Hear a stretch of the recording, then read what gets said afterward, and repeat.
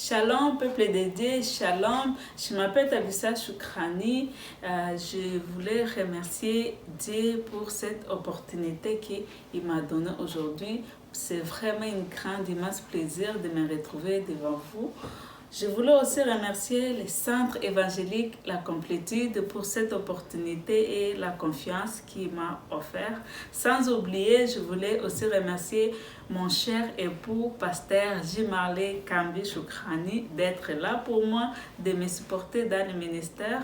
Vous le savez, mes amis, avoir un bon homme de valeur à vos côtés, cela vous aide et aussi vous diminue le temps de prier et aussi de faire moins de prières pour sa libération. Nous allons rentrer dans notre sujet du jour qui est le thème l'orgueil de l'homme. Avant toute chose, nous allons parler des 5 choses qui me tiennent tellement à cœur qui concernent l'orgueil de l'homme. Nous allons définir c'est quoi l'orgueil, les formes de l'orgueil, ce qui cause l'orgueil, les conséquences et les vérités cachées dans l'orgueil. Je vous invite de lire avec moi dans le livre des Proverbes 16, 17 à 19, qui dit ceci. Le chemin de l'homme droit, c'est d'inviter le mal. Celui qui garde son âme veille sur sa voie. L'arrogance précède la ruine et l'orgueil précède la chute. Mieux vont être humbles avec les humbles que de partager les buts avec les orgueilleux. Je vais encore les rire pour que tout le monde comprenne bien. Le chemin de l'homme droit, c'est d'inviter le mal. Celui qui garde son âme veille sur sa voie. L'arrogance précède la ruine et l'orgueil précède les chutes. Mieux vont être humbles avec les humbles que de partager les buts avec les orgueilleux. Si nous définissons bien c'est quoi l'orgueil, en fait, l'orgueil c'est un sentiment ou une attitude ou un mode de vie qui pousse les hommes à se considérer au-dessus de toutes choses, à croire qu'ils sont meilleurs que les autres. Même ça peut arriver, quelqu'un peut se considérer qu'il est spécial, il est même supérieur ou super, même sur notre Dieu, notre Créateur. L'orgueil, c'est ce qui touche surtout, c'est tellement malheureux pourquoi? Parce que l'orgueil touche vraiment des chrétiens, mes frères, mes sœurs, mes mamans dans l'église. Puis même si on a du mal à l'identifier, mais si vous voyez bien, ce sentiment d'orgueil, ça touche vraiment les gens dans le corps du Christ. S'il y a deux formes d'orgueil, il y a la forme mentale et aussi la forme spirituelle. Si nous expliquons un peu plus c'est quoi la forme mentale, les formes mentales, ce sont les gens qui se considèrent comme ils connaissent tout. Ces gens pouvaient les remarquer qu'eux, ils connaissent tout, pouvaient passer des heures et des heures à parler, même s'il a tort, il ne peut pas jamais admettre qu'il a tort. Lui, il a toujours raison et c'est comme ça. Sinon, ça va passer des heures dans les conversations.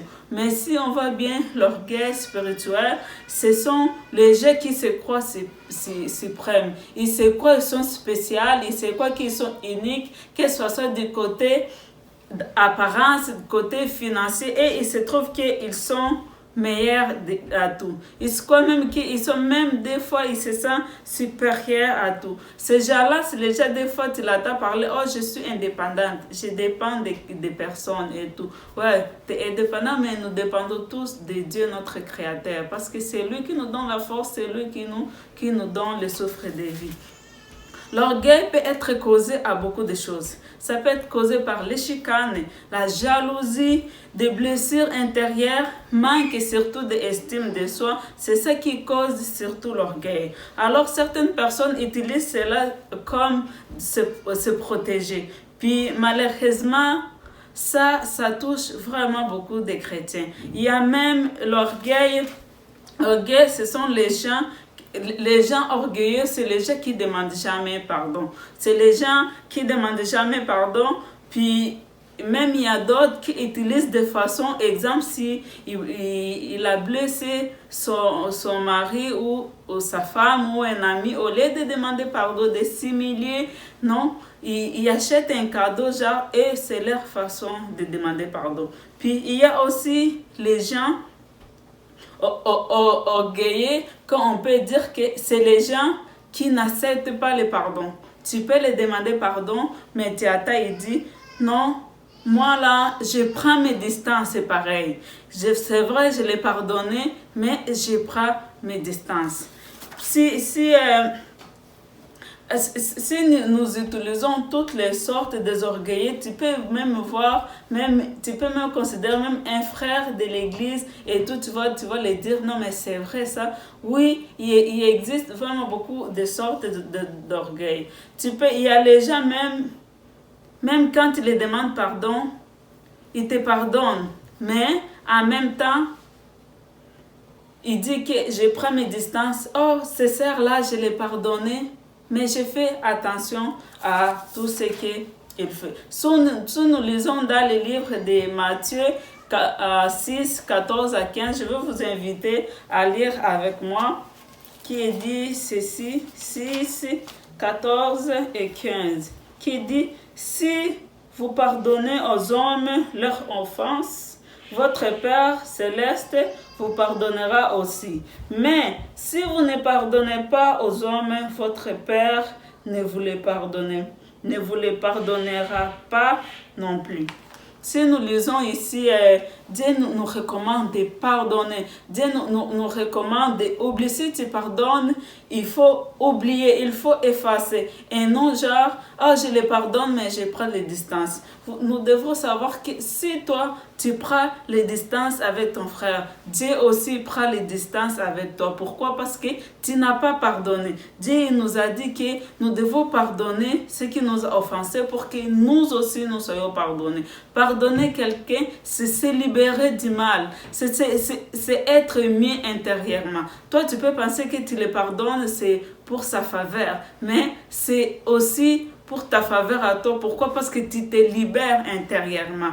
Tu vas te sentir libre, tu vas te sentir heureux. Tu sais, rester avec un fardeau dans le cœur, un fardeau qui te fait mal. Des fois, tu attends juste le nom de la personne, ça te fait de la peine. Pourquoi? Parce que tu ne l'as pas pardonné. Tu as accepté juste le pardon, juste pour le faire plaisir à la personne. Mais en toi, tu ne l'as pas pardonné. Alors Dieu nous a dit, si tu pardonnes à quelqu'un, nous ne devons pas prendre des distances avec les personnes. Parce que pourquoi? Parce que si tu prends les distances avec ton prochain, ton frère, Dieu aussi prend les distances avec toi.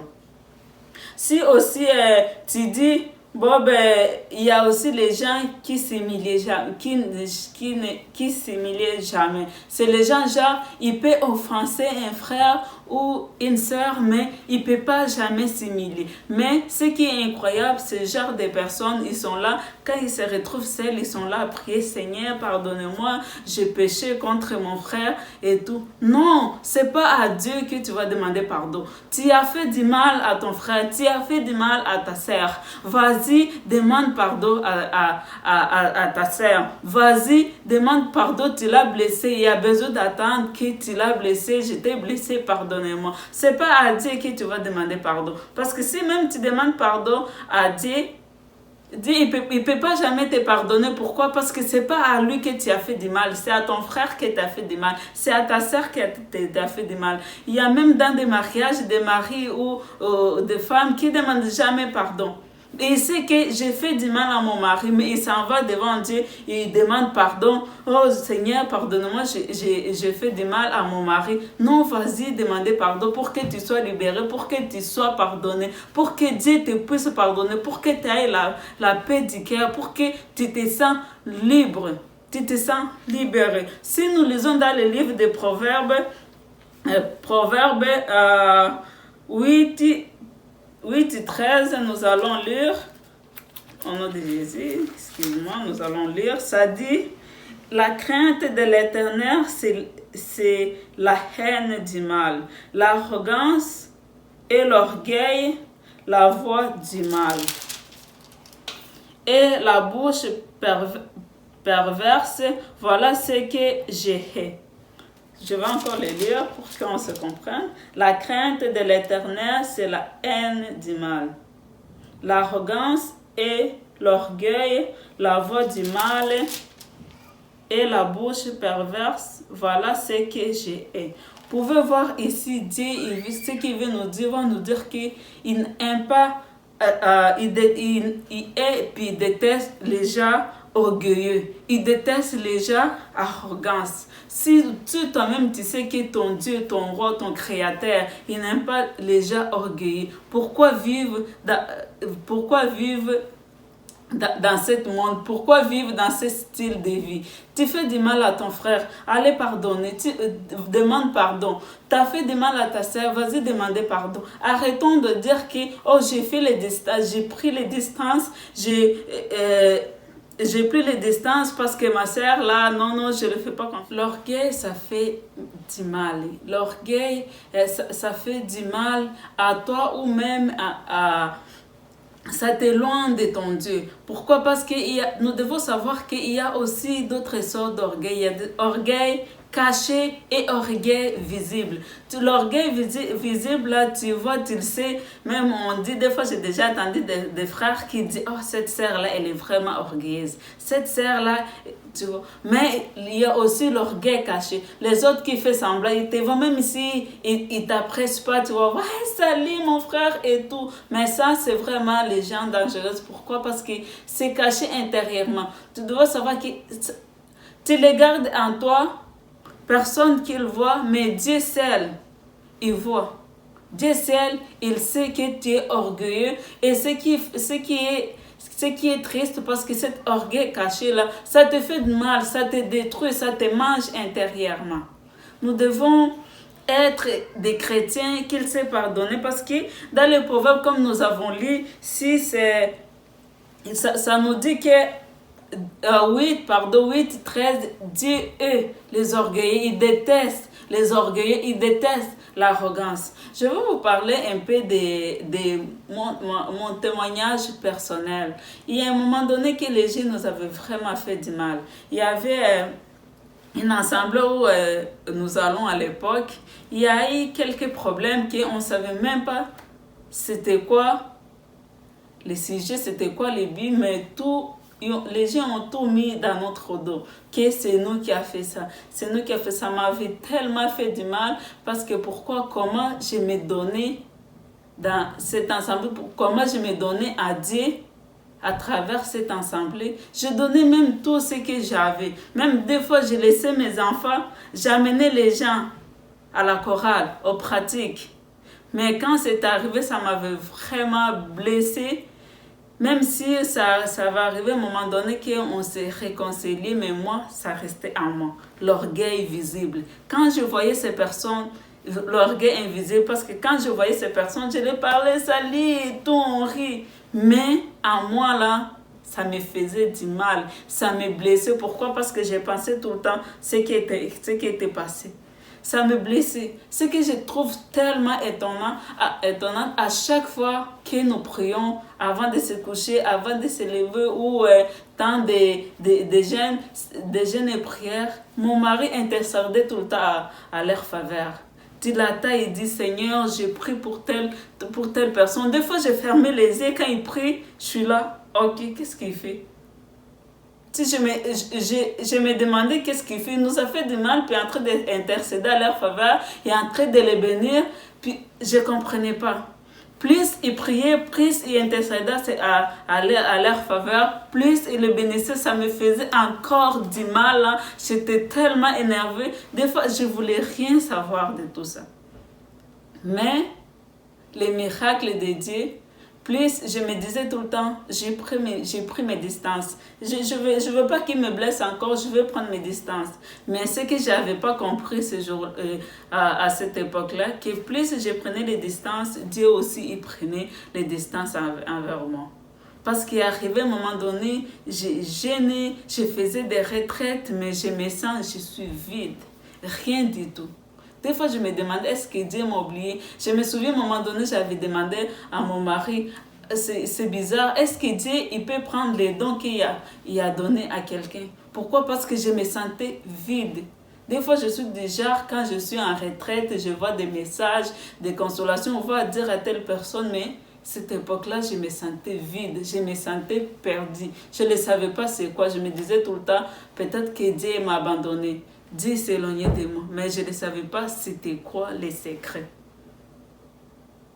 Quand j'ai eu ma dernière fille, à l'hôpital, c'est là que quand je me suis couchée pour me reposer et tout, je suis partie d'un autre monde. Dieu il m'a montré, il m'a dit, tu vois, plus tu prenais les distances avec mes enfants, moi aussi je prenais les distances avec toi. C'était tellement triste. Vous êtes déjà réveillé à l'hôpital après le travail, tu te réveilles, tu es en train de pleurer. Ton infirmier te demande, maman, pourquoi tu pleures? Tu as eu un beau bébé, il est vraiment joli. Mais je pleure. Il n'a pas compris pourquoi. Elle, peut-être, elle pensait que j'étais en train de pleurer parce que le travail était long. Non, mais elle ne savait pas. C'est pourquoi j'ai pleuré. Parce que j'ai vu Dieu. Dieu m'a visité ces jours-là. Dieu m'a visité et m'a parlé. Pourquoi je me sens vide? Parce que plus je prenais les distances avec ses enfants, lui aussi, il prenait les distances avec moi. Il m'a tout dit. Que mes dons étaient toujours à moi. Mais il avait fait endormir. Pourquoi? Parce que je n'étais pas saint devant lui. Je ne mérite pas d'aller devant sa face et prier. Je ne mérite pas qu'il puisse m'utiliser comme son canal. Pourquoi? Parce que je ne savais pas c'était quoi le sens du pardon. Être orgueilleuse. Moi, je le sais, j'accepte à l'époque, oui, je l'étais. Mais ce qui est bizarre, j'étais celui-là, orgueilleuse visible. Parce que quand je voyais mon frère, je riais, je parlais bien. Mais je ne savais pas c'était quoi les conséquences. Quand on est orgueilleuse, c'est nous-mêmes qui se fait du mal.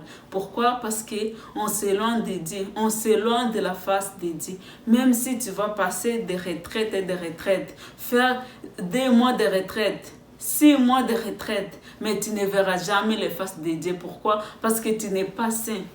Tu ne mérites pas d'aller devant sa face. Tu ne mérites pas d'avoir la visitation de Dieu. Parce que l'orgueil tue. Et Dieu est les orgueilleux. Nous devons savoir pardonner. Nous devons savoir accepter les pardons. Au lieu d'aller s'humilier devant Dieu et demander pardon, vas-y à ton frère, demande pardon. Demande, je t'ai blessé mon frère, pardonnez-moi. Humilie-toi devant Dieu. Dieu aime ça, les gens qui s'humilient. Les gens qui acceptent leurs fautes. Et les gens qui savent que je fais du mal, attaquer chrétien, attaquer chrétienne, je dois demander pardon. Alors nous allons prier. Je vais t'inviter, toi. Toi qui as des blessures intérieures, qui t'as du mal à pardonner. Je vais t'inviter de prier avec moi. De bénir la personne qui t'a fait du mal. Je sais que c'est dur. Quelqu'un qui t'a blessé. Quelqu'un qui t'a blessé, quelqu'un que tu vois tous les jours de le bénir. Bénir-les. Laisse Dieu s'occuper de lui. Parce que plus tu es orgueilleux envers cette personne, plus tu te fais du mal et plus c'est toi-même qui s'éloigne de la face de Dieu. Alors je vais prier à toi, à cette personne qui a du mal à accepter le pardon. Je vais prier aussi à mon frère et sœur qui a du mal à s'humilier devant l'homme et demander pardon. Je vais prier à ma sœur et frère qui préfèrent s'humilier devant Dieu pour demander pardon à Dieu alors qu'il a fait du mal à un homme. Il a fait du mal à mon frère. Quand je parle de l'homme, je parle selon la Bible. Je parle en général, femme et l'homme. Dieu a quand on voit dans notre livre, là, ça parle de l'homme, je parle en général. C'est pour ça que nous allons prier ensemble. Je vous invite de prier avec moi. Nous allons bénir les gens qui nous ont fait du mal et aussi nous allons prier pour que Dieu puisse nous donner ce courage d'aller s'humilier ou d'accepter le pardon des gens qui nous ont offensés. Nous allons prier.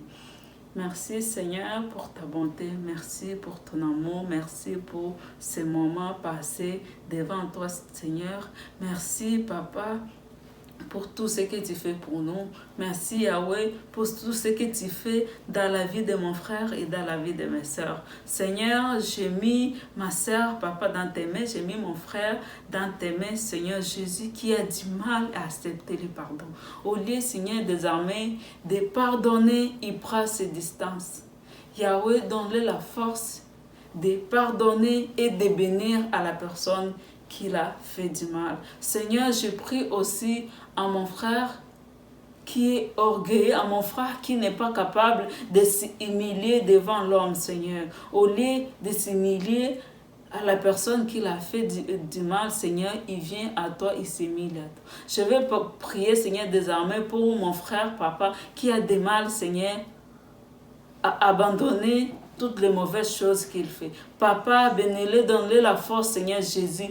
Donne-le la force, visite, Seigneur Jésus, visite cette personne, Papa. Parce que je sais que toi, tu détestes les orgueilleux, tu détestes l'arrogance, Seigneur. Donne-le la force de comprendre ton écriture, Papa. Donne-le la force de savoir si il ne pardonnait pas, Seigneur Jésus, lui aussi, il ne sera pas pardonné. Papa, nous t'invitons au milieu de nous, nous t'invitons dans nos vies, nous t'invitons, Seigneur Jésus, dans la vie de mon frère et sœur. Je t'invite, Yahweh, dans la vie de tes églises. Je t'invite, Papa, dans la vie de tes enfants. Donne-le, Seigneur Jésus, l'assurance, Papa. Donne-le, Seigneur Jésus, la crainte de ton nom. Donne-le, Seigneur Jésus, la crainte de faire du mal, Papa, à leurs proches, à leurs frères de l'église, Seigneur.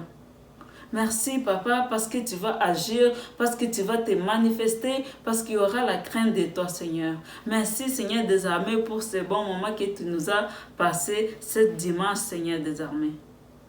Papa, pour la personne qui va écouter ce message, que ce soit un message de bénédiction, un message qui va changer la vie de quelqu'un, un message qui va toucher la vie de quelqu'un, un message, Seigneur Jésus, qui va transformer la vie de ma sœur et de mon frère. Merci, Papa, parce que tu as été là depuis au commencement et jusqu'à la fin.